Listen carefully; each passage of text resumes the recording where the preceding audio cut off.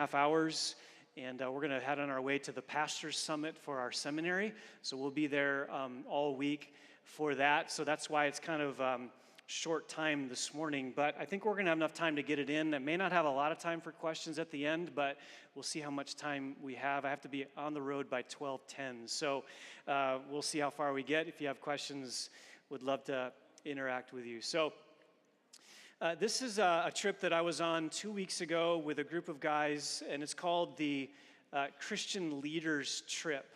And Jim, it's not working. It's not advancing. Oh, the screen is frozen, that's why. No?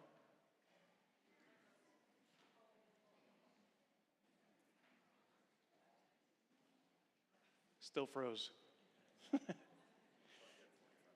What? We thought we had 45 minutes.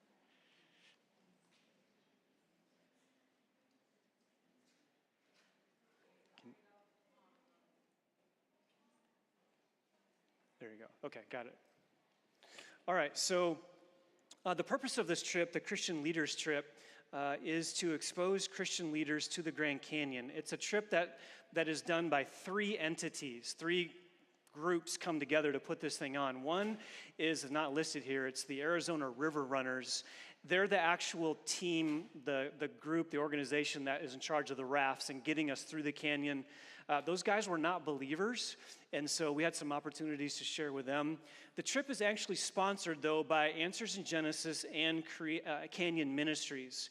So you're probably familiar with Answers in Genesis, Ken Ham, the Creation Museum, Noah's Ark down in Kentucky.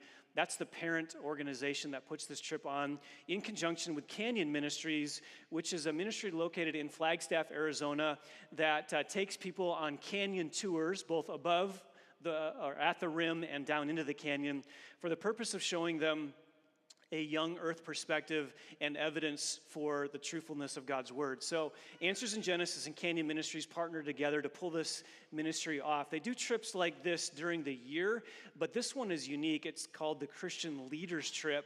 It's a highly subsidized trip for the people that are listed there, designed for presidents, deans, professors from seminaries, Bible colleges who have direct influence over the teaching of the Old Testament, specifically Genesis 1 to 11, as well as leaders of large ministries with an emphasis in apologetics and senior teaching pastors from large churches. So that's the focus of this trip, bringing professors, presidents, pastors together to teach them the biblical principles that we think are on display in the Grand Canyon.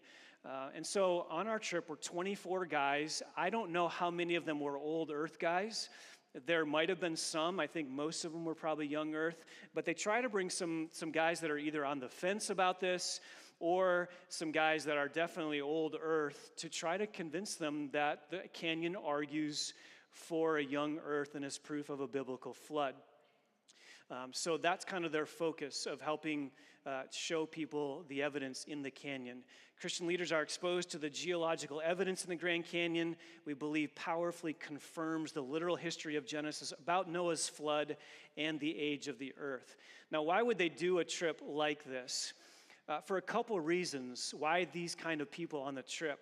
I heard a stat a number of years ago that of the Christian colleges in the Christian College Coalition, and at that time there was like 106 of them, only about 5 or 6 of them held to young earth creationism. So the bulk of even Christian colleges hold to some form of theistic evolution or flat-out atheistic evolution. And so that's the need to really help our colleges, Christian colleges, recover a young earth perspective. In addition to that, I want to talk to you young people. There's some junior hires, high schoolers, college-age people sitting here. I want to talk to you for just a moment. And that's because Answers in Genesis did a study a number of years ago about many young people who have abandoned the church. Kids grow up in the church, they sit through Sunday school, they sit through the sermons, they are part of families that are a part of the church, and then somewhere along the way, high school, college, they leave the church. And so they did a survey, why? What's causing this? And one of the primary reasons offered is evolution. Because if you attack the first 11 chapters of the Bible where do you start believing it? So if we can't take God at his word from Genesis 1:1, when do we start taking God at his word? So in addition to that, oftentimes what is said is that those books are merely poetry. Those chapters are merely poetry. They're merely myth. They're just stories meant to communicate a spiritual principle. And we're saying, no, they're actual historical fact. And Adam was a real person. And so this study that was done was a very important study. The cause of this departure is largely connected to the rejection of the simple, literal interpretation of Genesis 1-11, which makes it clear that this creation took place in 6 days just a few thousand years ago. Embracing evolution in millions of years as scientific fact has led to a reinterpretation of the days of creation, a historical Adam, and the flood. And then they go on in their book to say churches today in America are not a place where one talks about geology, dinosaurs, fossils, or the age of the earth. That's left up to the schools and colleges. Effectively, the church basically hands over the history of the universe to the secular educational institution and concentrates on the spiritual and moral aspects of Christianity. The church actually disconnects the Bible from the real world. This is the problem that's happening in churches. Churches aren't talking about this. They're not talking about evolution. They're not talking about creation. They're not talking about geology. And so that's another reason why I wanted to do this, particularly for you young people. You're going to face an onslaught from our culture. All of us are, but particularly young people are facing it in your settings. In addition to that, a belief that the earth is millions of years old has two profoundly negative effects on people's beliefs. Number one, it undermines the authority of the book of Genesis and therefore the Bible as a whole. Like I said, if you can't believe Genesis 1, when do you start believing it? So it undermines the authority of the book of Genesis, which is the beginning of the Bible, and it leaves open an excuse to justify that evolution could have occurred. Given enough time, anything can happen. So these are two serious effects that believing in the secular notion of the origins and how the Grand Canyon was formed, these are the things that can happen. Millions of years is the beginning of a slippery slope that slides down a predictable hill. And when this happens, the authority of Scripture is compromised and the authenticity of the church is degraded. In other words, the authority of Scripture is at stake. That's why a trip like this is so important, and that's why you and I having a right understanding of these opening chapters are so critical. So we went with 4 PhDs. That's what makes this trip unique. Canyon Ministries does a similar trip, but they don't bring these PhDs with them. That was just for this trip. So on the left is Nate Loper. He is the director of Canyon Ministries. Next to him in the green shirt is Dr. John Whitmore. He's a professor of geology at Cedarville University. Next to him is Bill Barrick. He is a Hebrew scholar, Old Testament professor, and he was my professor in seminary. Just a great guy. By the way, he's 77, and he's been on this trip so many times. He hiked better than most of us, so a really phenomenal guy. Next to him is Terry Mortensen. He's with Answers in Genesis. He's a biblical historian. So these were the guys that we went with, and everywhere along the way we'd stop and they'd give us lectures on various parts of the canyon that we would find helpful in understanding. So those are our professors. This is our group, 24 men from around the country. Most of those guys are PhD, doctorate guys, pastoring, teaching, professors, just a kind of a wide swath of guys, some teaching in Christian schools, high schools, but that's the group we went with. It's an invitation-only trip, and so the invitations went out to these 24 men who responded to that invitation.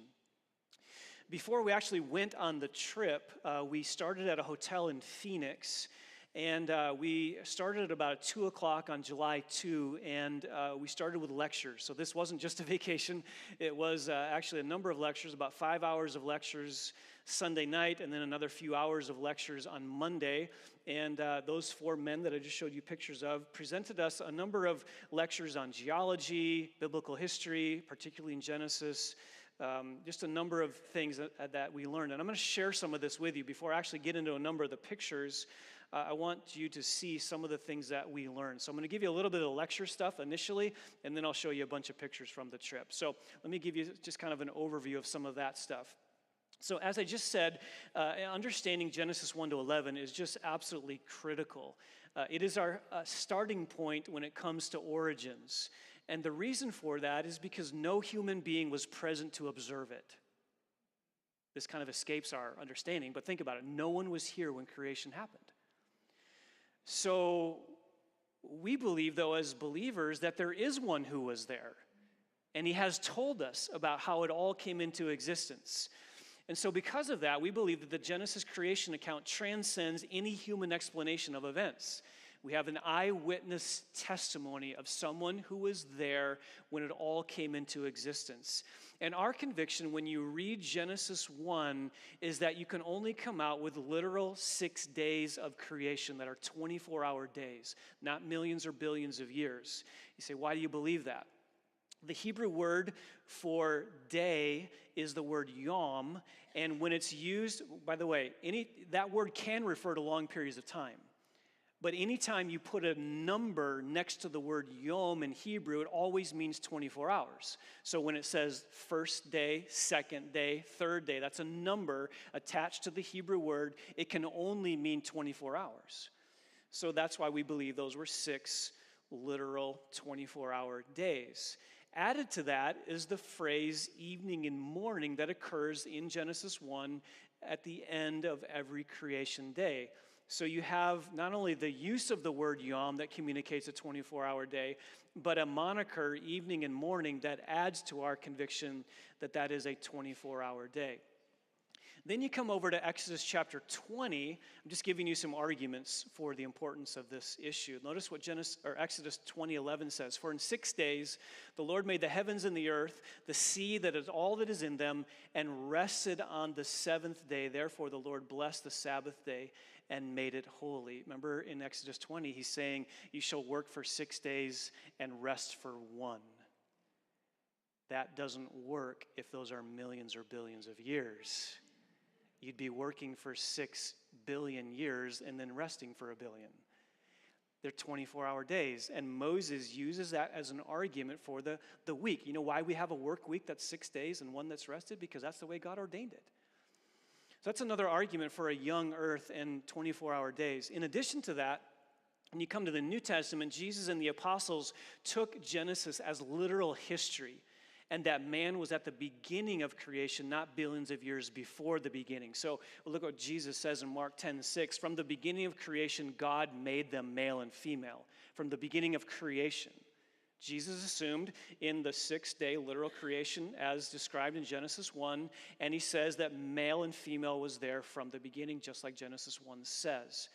1 Corinthians 8:6 says Jesus Christ made all things. Revelation 4:11 says also that God made all things. So our convictions, having looked at that, is that creation week was only a few thousand years ago, probably about 6,000 years, and that the genealogies of Genesis 5 and 11 and Luke 3 leave no room for more than 6,000 to 10,000 years at most. Even if some names are missing, which is some of the arguments against the genealogies, how do you know that they're not just missing a bunch of names? Well, they might be missing a few names, but you still can't insert millions of years in the genealogies of Genesis 5 and 11. So we believe in an earth that's 6,000 to 10,000 years old, probably 6,000. And this is an interesting thing we thought about as well. If it really took millions or billions of years to create the first heavens and earth, how long do you think you're going to have to wait for the second heavens and earth, the new heavens and earth?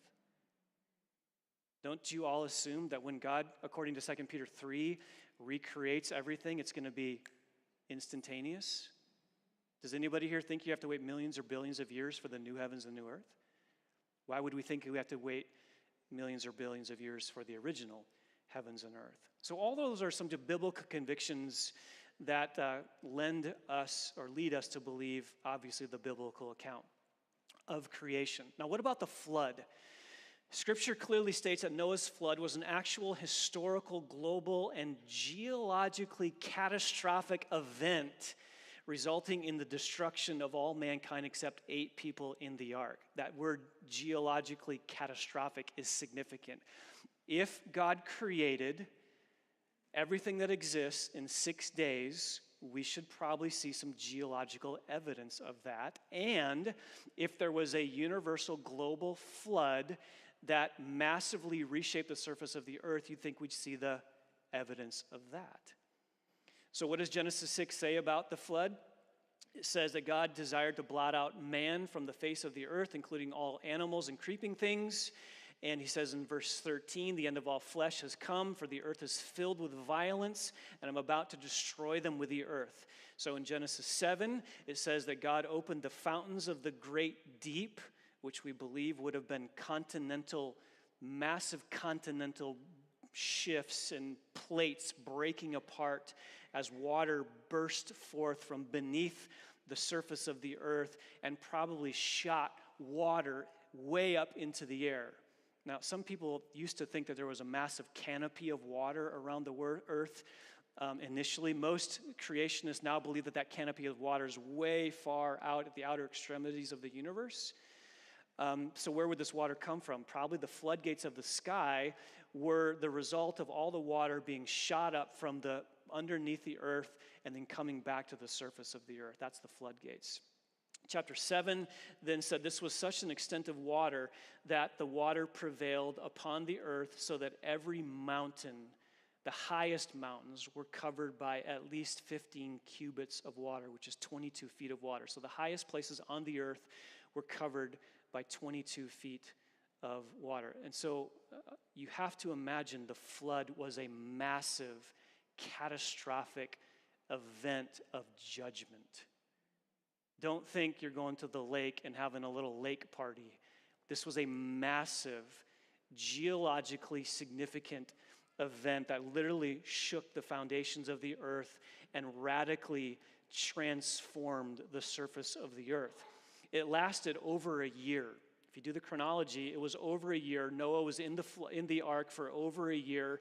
For the first 150 days of the flood, the waters increasing and prevailing upon the earth. And then it starts on the 151st day, the waters start receding. That's when the ark lands on the mountains of Ararat, not the mountain. Some people think it's on the mountain of Ararat. It's actually somewhere was in the mountains, plural, somewhere in that region. It landed, and then the waters started receding, and the last 56 days it took for the earth to actually dry out. So Noah was in the ark for over a year, and this event radically changed the surface of the earth.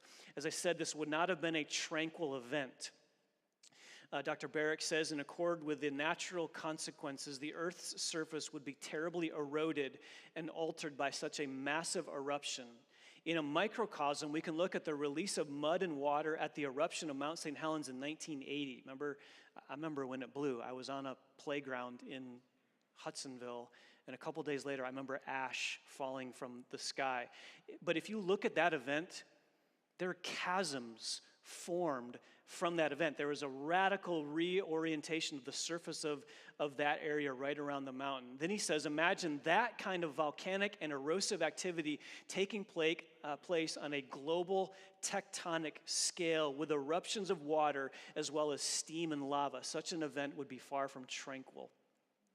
This catastrophic event would have massive geological implications, namely the presence of many horizontally laid down sedimentary deposits. This is important. I'm going to show you some pictures, and this is critical to understand. When you go to the Grand Canyon and you're on the river and you look up, there's layer after layer after layer of horizontal sediment laid down one right on top of the other. Thus, what we see today is a result of God's judgment on a sinful world, and nothing around us is as God originally made it. You understand in creation, and you say, man, isn't creation beautiful? It is, but do you realize what you're looking at is a result of judgment? All the mountains, all the beauty that you see is actually a result of the flood. And so, just by way of devotion, God takes what is judged and he can redeem it. And the beauty that you see and the love that you have for getting outdoors has actually, in a sense, been redeemed because God redeems what was destroyed in the flood. Quickly, 6 geological evidences for the Genesis flood. How do we know that there was a global, catastrophic, worldwide flood? Number 1, you have fossils of sea creatures high above sea level due to ocean waters flooding the continents. If you've ever hiked somewhere in the mountains, you can see fossils. I've hiked in Montana and Colorado and Wyoming, and there's no water around. So how do you get fossils on the top of mountains? You have to have a global flood. Added to this, number 2, is the rapid burial of plants and animals that would lead to extensive fossil graveyards. Now think about this. How do you get fossils? If something dies and lays on the surface of the earth, this is what evolutionists believe, that eventually it just kind of turns into a fossil. But what happens to a dead animal on the surface of the ground? It rots. What happens when a tree falls down on the surface of the ground? It rots. So how do you get fossils? Immediate death with then immediately being covered by sediment. That's how you get fossils. It doesn't have time. It can't have time to rot or decay. And then the mineralization process is what happens when all of the organic material is replaced by minerals. So rapid burial of plants and animals that results in these fossil graveyards. Number 3, another evidence of this is rapidly deposited sediment layers spread across vast states and even around the world. So remember I told you there's all kinds of these layers of sediment that you see in the Grand Canyon, and you'd be interested to know that many of these layers actually go around the whole earth. And that little picture that I have there is the layer of the Tapete sandstone, which is the first layer above basement rock, above Creation Week rock. That's where we see that layer just in the United States, and it wraps all the way around the earth to Israel and to England. You can go see the same sandstone layer on the other side of the world. How does that happen? Global worldwide flood. Related to that, number 4, you have sediment transported long distances. Number 5, you have rapid or no erosion between strata. There's knife-edge boundaries between these rock layers. So when you go to the Grand Canyon and you look at all of these layers, they're not lumpy and curvy and eroded.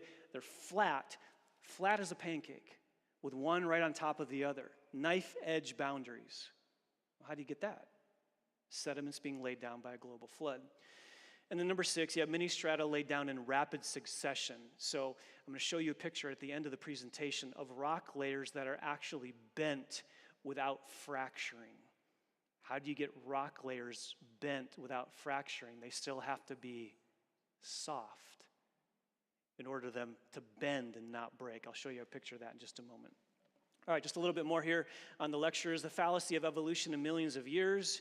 Scripture warns us against being taken captive by false human reasoning. Colossians 8 charges us as believers, make sure that no one takes you captive through philosophy and empty deception according to the tradition of men. That's a command. Don't let yourself be taken captive by worldly philosophies and worldview. And Darwinian evolution, which is atheistic evolution, is based on that.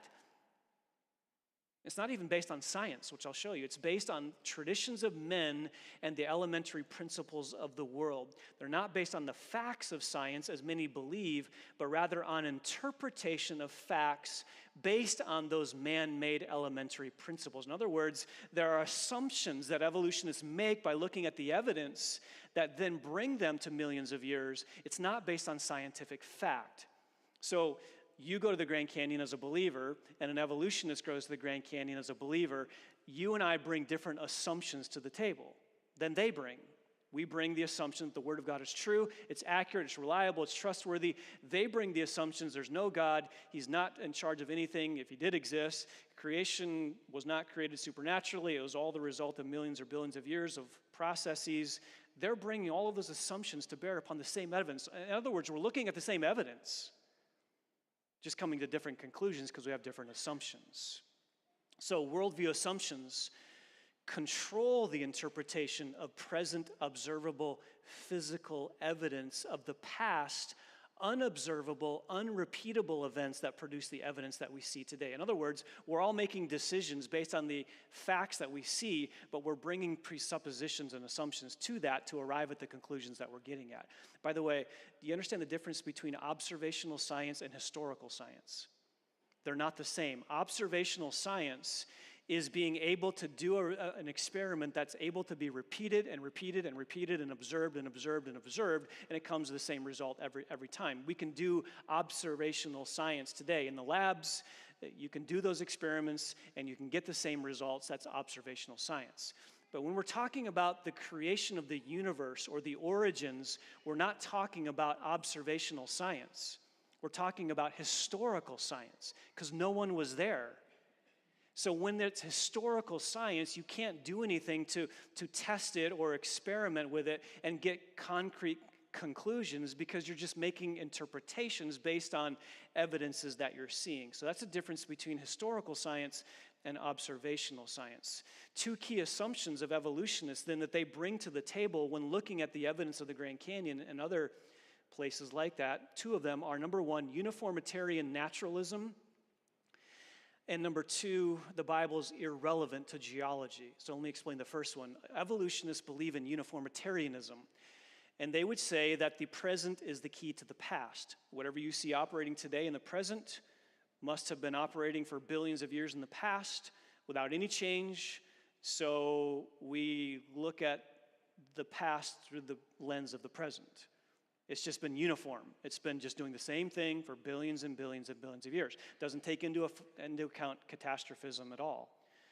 Added to this is number two, that the Bible is irrelevant to geology, and Noah's flood could not possibly have happened or be the cause of the geological record. So they would say the Bible is not a geological book. And we would say, agreed. But there are things that the Bible describes that have geological implications. And that's where we can't ignore them.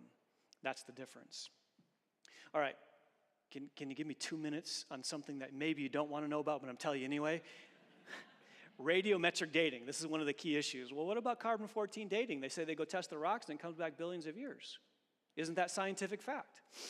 Most people think that radiometric dating has proven the Earth is billions of years old, but few people know the assumptions that drive those conclusions. So here's 30 seconds on how radiometric dating works. So you have a substance on the bottom there, it's granite, made up of uranium, which has carbon-14 atoms in it. Carbon-14 is an unstable isotope of carbon. Carbon-12 and 13 are stable. Carbon-14 is actually somewhat unstable because it has extra neutrons, 8 instead of 6 or 7. So it wants to change into a stable form, so it goes through decay. Uranium decays down to lead. And so on the right-hand side of that picture, you see the uranium symbols mixed with Pb, which is lead symbol. So you see on the left-hand side, 8 U's, which then transform into 4 U's and 4 leads. That's a half-life. Whatever that time period is, to go from that to that, is its half-life. And so the assumption is, if you find that scenario, you know that and then you know how long it's been operating, you can then find out how long or how old that rock is. That's the assumption. That's what radiometric dating is trying to measure, the decay of carbon-14 atoms in those materials. In order to date a sample, then scientists calculate how much time would be required for the unstable atoms to change into a stable form. And they use this little analogy of an hourglass, just like I showed you, 8 uranium atoms changing into 8 lead atoms. They first measure the sand grains in the top of the hourglass, which is the parent isotope, the carbon-14 version, and then they measure the sand grains in the bottom, the daughter isotope, the more stable version of that. And based on these observations and the known rate of that decay, they estimate the time that it's taken for the daughter isotope to accumulate in the rock, and they think that that can be then the way you prove how old those rocks are. But here's 3 assumptions that drive that. Number one, you assume then that there were no daughter atoms in the bottom glass bowl, or you assume there were no daughter atoms in the material from the beginning. That's an assumption that can't be proved. Number two, you have to assume that there was no contamination because it assumes a closed system. So you have to assume that this parent isotope is decaying to a daughter isotope and there's no other isotopes being added to it. That's an assumption that's made, but it can never be proven. And number three, you have to also assume that the radioactive decay must have been constant at today's measured rate, but scientists do not know how quickly radioactive atoms decayed in the past. So in order for carbon-14 dating to work, all three of those assumptions have to be true, but none of those assumptions are provable since the past cannot be observed and measured. So radiocarbon dating, while it might be useful for some things, is not a reliable way of determining the age of the Earth because these assumptions are not always accurate and true. Here's one example of that. Here is a rock. I want you to notice the top one, the Cardenas basalt rock from the Grand Canyon was tested by some creation scientists using those different methods at the top: potassium argon, rubidium strontium, uranium lead, and samarium neodymium were different methods used to test the same rock, and those different methods used or yielded very different results. So in the first test, the potassium argon result, it said that the rock was 516 million years old. In the next test, the rubidium strontium test, that same rock was tested to be 1.1 billion years old. In another test, the final one, it was tested at 1.5 billion years. There's a big difference between 500 millions of years and 1.5 billion years. In other words, they're not reliable tests because those assumptions are not always accurate. So that's probably more than 2 minutes on radiometric dating, but that's some of the things that we learned, and helps you maybe understand it's not as reliable as the scientists want to make you think it is. All right, so that's a summary of what we learned lectures. I have 15 minutes to give you some pictures and show you what happened. So we started at Marble Canyon. Marble Canyon is the very northern part of the Grand Canyon. It's towards the northern part of Arizona. We started here, spent a night in a little motel. And we had one lecture that night, just kind of preparing us for the things that we were going to see on the trip the next day. So we actually started the next day down the river on July 4th. And here was the morning we started. Actually, the day before we started. Here's some statistics you may be interested in. Grand Canyon averages depth anywhere from a few inches to 100 feet deep. Its actual canyon width, the actual canyon you're seeing when you're on the river, ranges from 76 feet to 750 feet wide, averaging 200 to 300 feet. It's over 6,000 feet deep at its deepest part. It's over a mile deep. And its average rim width is 10 to 14 miles. From rim to rim, it's up to 18 miles in some places. Not the canyon, but the rim. So massive structure if you've ever seen it. The water in the river is, Colorado River is 46 degrees when it comes out the bottom of Glen Canyon. There's a lake with a dam before it which feeds the Colorado River. Very cold, warms up a little bit as you go down the river. But the days that we were there, every day was 110, and the water was about 48.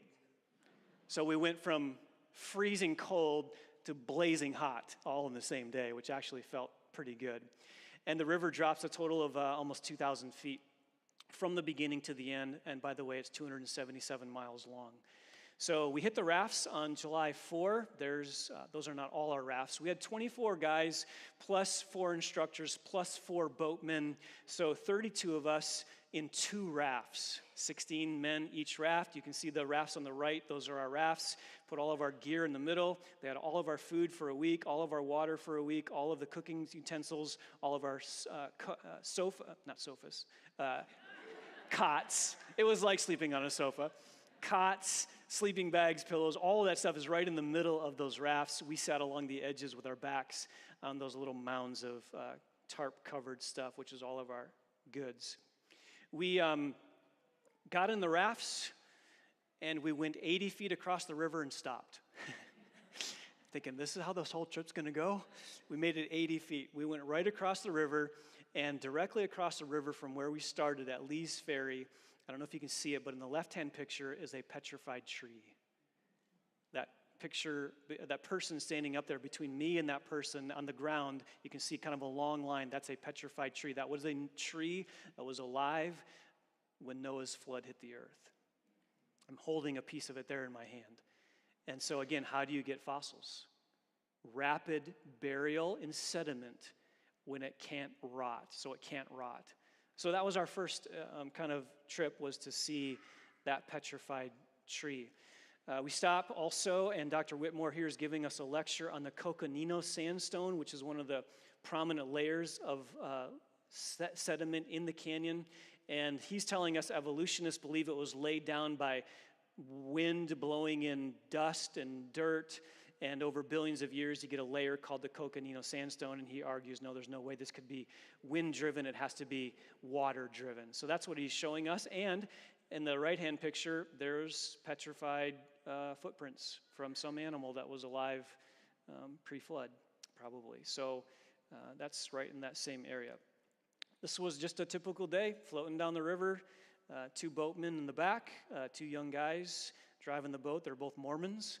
We had an opportunity to speak to them about spiritual things, but we just kind of float along, and we'd pull up on a beach, and this was our first night on the river, and we pulled up, unloaded all of our stuff. One of the first things that comes off is the hand washing station. Interesting thing I'd never thought about.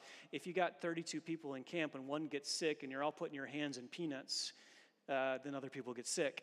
So before every snack, every meal, everyone has to wash their hands. There's a hand washing station. You see that little red Rubbermaid thing on the top, or on the left, that has a toilet paper roll in it, and that is your key. Set up to the left of that is the place you go to the bathroom, and your key to know that someone's in there and you should not go down there is that little Rubbermaid thing is missing. If you see it not there and you go down that little trail, you will find someone using. So that was our key, and here is the little station. You wonder, how do you handle the waste? Well, all liquids go in the river. All solids go in what is called the groover. And the reason it's called the groover is because when the first group of guys went down the canyon 150 years ago, they would take ammo cans to place their solid waste in. And when you sit on an ammo can, you get grooves. So they call it the groover. And that could not go in the river. That had to be packed out of the trip. So you can just imagine 7 days. It was emptied every day, but raft somewhere where we didn't see it. And there were times you'd be sitting on the river and another group, and you just smile and smile. Here's our first camp. Every night, and we pull out our cots, our sleeping bags. You can see our dry bag. Just a dry bag, you put all your stuff in, rolled it over, sealed it over, and everything stayed dry that way. But we camped every night, just literally no bugs. So just beautiful. Sleep at night with the canyon walls and the sound of the river. Just picture hot the first night. Just tremendous. The next day we got up, had breakfast, and went on our way. We stopped at a place. You can see these are Indian petroglyphs. They inhabited the ancestral people lived in this land, and so they made marks on rocks. You can see kind of the writings there. There's a piece of pottery that's still there from their days. The middle picture in the bottom is actually a rectangle of rocks. That's the foundation of one of their structures, so there's still evidence of people that lived in that area.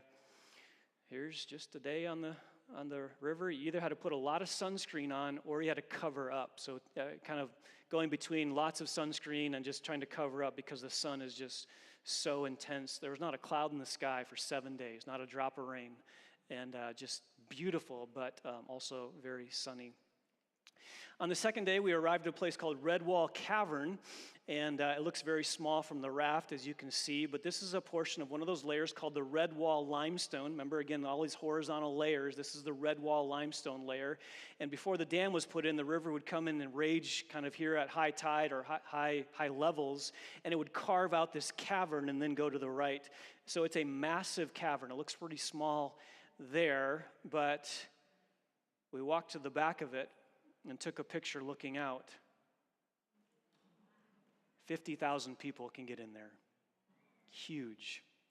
Here's a picture of all of us trying to jump at a certain time.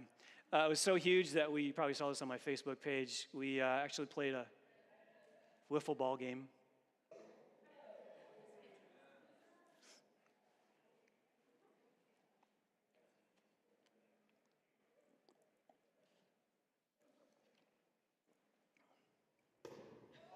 Whoa. Home run. So we had a lot of fun as well. It wasn't just all lectures. There was actually a lot of fun to be had. So here's another lecture in the Red Wall Cavern by Dr. Whitmore. He's telling us about the fossils that we'd be seeing along the way. Top right picture is a fossilized sponge. And then the bottom pictures, if you can see kind of these curved creatures, the very bottom pictures, those are nautiloids. And they were also, they perished in the flood and are preserved in rock. We did a number of side hikes. We get off the rafts and just hike up various canyons and waterfalls. Here's a hike up just a little slot canyon, very small, very narrow, and at the very back of it was just this little trickle of waterfall that came down. That's all over that area. Just absolutely spectacular to see these little canyons and little crevices that you can crawl in. If you're afraid of heights or you don't like closed-in spaces, it's probably not for you, but really fun just kind of bouldering and climbing all over those places. This is a typical night. We gather around in our chairs and be another lecture, discussion of what we saw during the day or what we're going to see the next day. And one of the sweetest times was this. It breathes in the air, it shines in the light, it's in the light, it streams from the hills, it descends to the plains. So just being able to sing outdoors in the Grand Canyon with 30 men was pretty special. Here's a video of just kind of going along, and what I want you to notice are those horizontal layers. Notice up on the canyon wall, there's just layer after layer after layer. The question is, how did they get there? And we believe, obviously, that the flood laid those layers down. There's different layers all along the canyon. And as we're going along the canyon, you're getting deeper down. It's going downhill, so you're actually going deeper and deeper into those flood layers. Lots of rapids along the way that we went through, probably 70 or 80 rapids, some of them just small riffles, some of them class 1, 2 rapids, a few class 10 rapids with a wall of water literally 20 feet high staring you in the face as you go through it. Here's just a little one.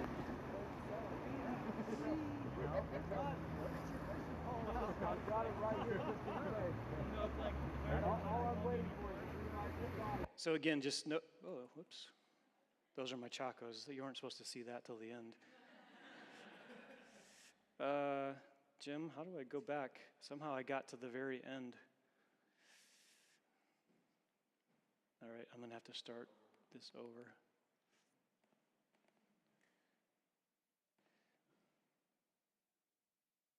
Sorry about that. Let me see if I can get to where I was.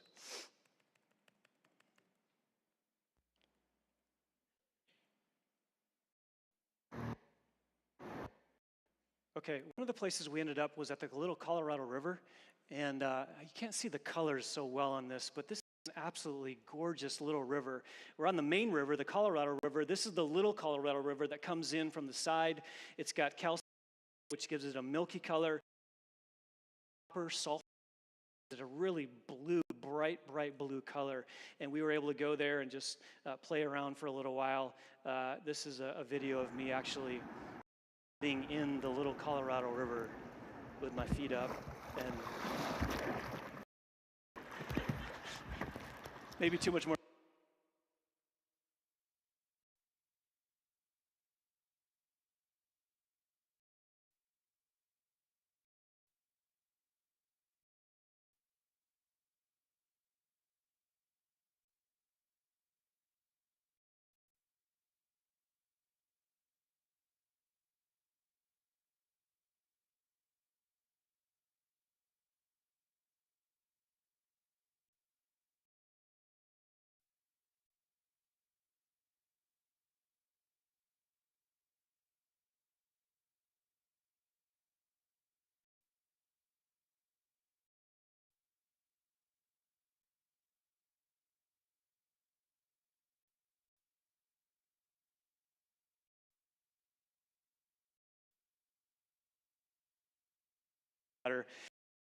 The second or third night, and I want you to notice the rock Does that rock around the layers?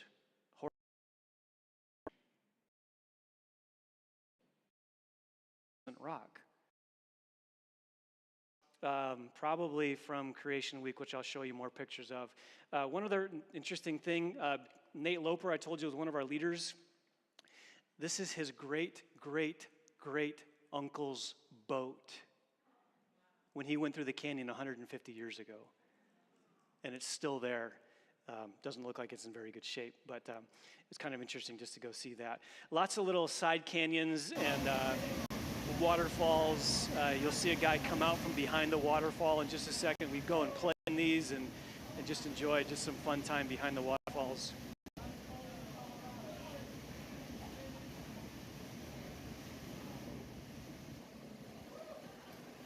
On a day when it's 110, that felt pretty good. All right, just a couple more things here. I want you to understand a little bit of the geology of the Grand Canyon. So remember, I keep talking about all these sedimentary layers. Those are the layers, and there's a little mnemonic device, an acronym that helps you remember them. Top layer, Kaibab limestone, then the Toro Wheat limestone, then the Coconino sandstone, then the Hermit Redwall limestone, the Temple Butte limestone, the Muav limestone, the Bright Angel shale, and then the sandstone. That layer, the Tapete sandstone, is the layer that goes right on top of Creation Week rock. It's called the Great Unconformity, where those meet, where sedimentary layers meet Creation Week rock, is called the Great Unconformity. And I'm going to show you a place where we are able to touch both of those at the same time. This is what it looks like geologically, kind of a cross section. So Grand Canyon on the right, it actually stair steps up. If you go from there to Bryce and Zion National Park, you're going up the grand staircase. So what we see in the Grand Canyon does not represent all the flood deposits that were laid down in that area. There were actually more that were in that Grand Canyon area that we believe were eroded when the flood waters receded. So when you're at Zion or you're at Bryce National Park, you're standing on the top of flood sediments that would have been there during the flood, but as the flood receded, it took a lot of that material away. So you're actually going uphill from the Grand Canyon to Bryce and Zion. Notable is the amount of uplifting that has taken place, pushing up the area around the canyon. This resulted in the canyon's north rim being 1,000 feet higher than the south rim at its deepest point. So the problem for evolutionists is how does the Colorado River flow uphill to carve the canyon? Water doesn't flow uphill. But they say it flows, through the canyon for billions of years and creates the canyon, but it's actually having to go uphill to do that. And so they say that they believe the layers in the canyon were laid down when the Colorado Plateau was uplifted and then lowered and then inundated by an ocean multiple times over 300 million years. Isn't it just easier to believe in a global flood than that? How the canyon formed, many questions about how the canyon actually formed. We don't believe it actually formed in the flood. We believe that what happened was there was a massive lake that formed as a result of the flood. After the floodwaters receded, there was a massive lake. I'll show you a picture. The Colorado Plateau, we believe, was at one point basically an entire lake. So let me go back up. Most creationists believe the canyon was formed when a large post-flood lake called Hopi Lake or Lake Bittahoche, which they think had more water in it than all 5 of the Great Lakes combined, burst. And so dam breaches remind us that the amazing power of water, it can do a tremendous amount of work. We have some other examples of that in the Channel Scablands of eastern Washington. That was all formed, we think, by a massive Lake Missoula breaching its dam. If you go to Mount St. Helens, there's a massive 100 feet deep canyon that was formed there in a single day by waters just flowing through. So we believe that the river is there because of the canyon, not the canyon because of the river. Evolutionists say the river cut the canyon. We say no, the river's there because a massive dam breached, went through that area and carved out the Grand Canyon, and now the river just flows through there. Here's a demonstration of this. I'm going to play it. We're giving a demonstration of what they think actually happened. Causes more water, more erosion, more water. Again, you end up with a catastrophic exponential runaway process pretty quickly. What's going to happen as that reaches its edges? It's going to start spilling over in one point. And where it starts spilling over, it starts to form a canyon. And I want you to watch the very top part of that. It's hard to see probably where you're at, but it's going to start flowing. And as we let it play, you're going to see it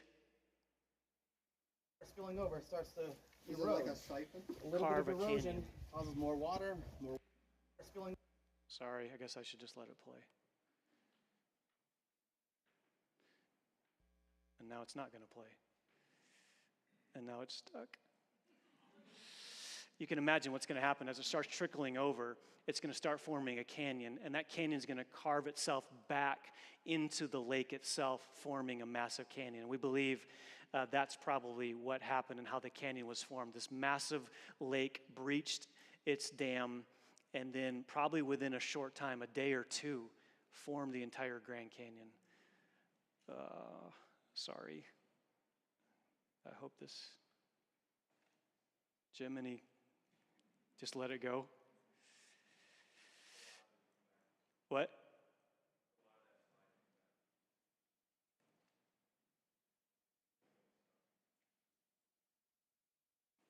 Oh, sorry, guys. Let me see if I can quickly reload this. There's a lot of data in this presentation. I know we're over time.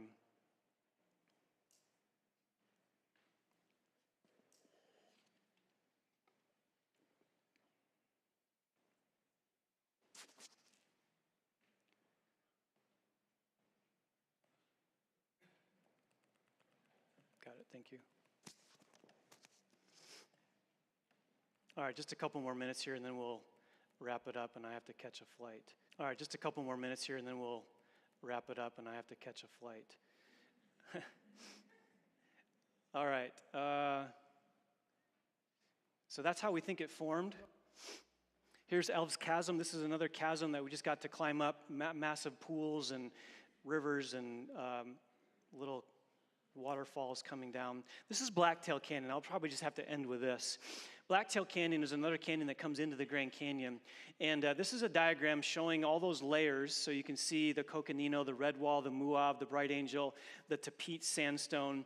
Those are all flood deposits. And you can see that little place where it says, "We are here." That's where we're standing in this location. You can see where the granite and schist, which would have been basement rock laid down creation week, meet flood week deposits or flood deposits at the Tapete Sandstone. That's called the Great Unconformity. And Dr. Whitmore was saying there's three things that convinced him of the global worldwide flood and the biblical data. Number one, the Great Unconformity, that the fact that it exists. Number two, those layers laid down, the Tapete Sandstone, the Bright Angel Shale, and the Muav Limestone. In those layers,